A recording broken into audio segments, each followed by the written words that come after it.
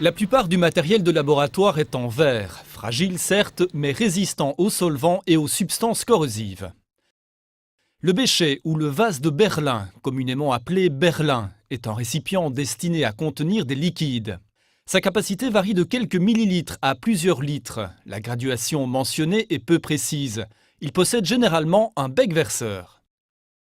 L'Erlenmeyer ou Erlen est un récipient dont le col est resserré et dont la capacité est également très variable.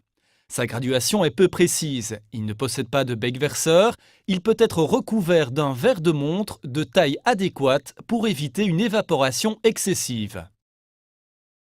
Le cylindre gradué, appelé parfois éprouvette graduée, possède une graduation précise. Il est doté d'un bec verseur et sa contenance peut également être variable. La fiole jaugée ou matrace est un récipient qui permet de contenir un volume exact et connu de liquide lorsque le ménisque inférieur du liquide atteint le trait de jauge. La capacité du jauger est variable et mentionnée sur la surface externe du récipient. La mise à niveau est effectuée au goutte à goutte à l'aide d'une pipette Pasteur munie d'une poire. Cette poire permet le remplissage et la vidange de la pipette. Le jauger est ensuite refermé avec un bouchon.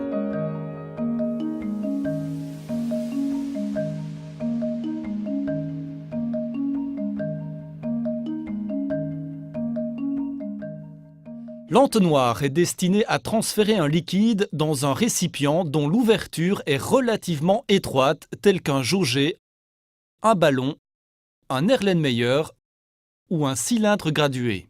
Il est de diamètre variable.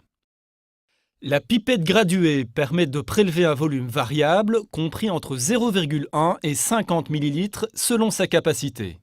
La pipette jaugée permet quant à elle de prélever un volume fixe compris entre 0,5 et 100 ml selon sa capacité. L'utilisation correcte de ces différents types de pipettes sera abordée dans le chapitre 3. La burette ou burette de titrage est une colonne creuse graduée au dixième de millilitre et dont une des extrémités est fermée par un robinet.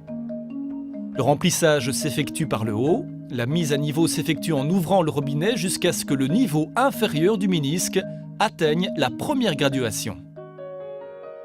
Placé sur le plateau d'une balance puis taré, le sabot est destiné à recueillir une quantité de poudre exactement pesée. La poudre est transférée dans un récipient par la petite ouverture, puis le sabot est rincé avec une picette contenant le solvant requis. La baguette de verre est destinée à une agitation manuelle d'une solution ou d'une suspension.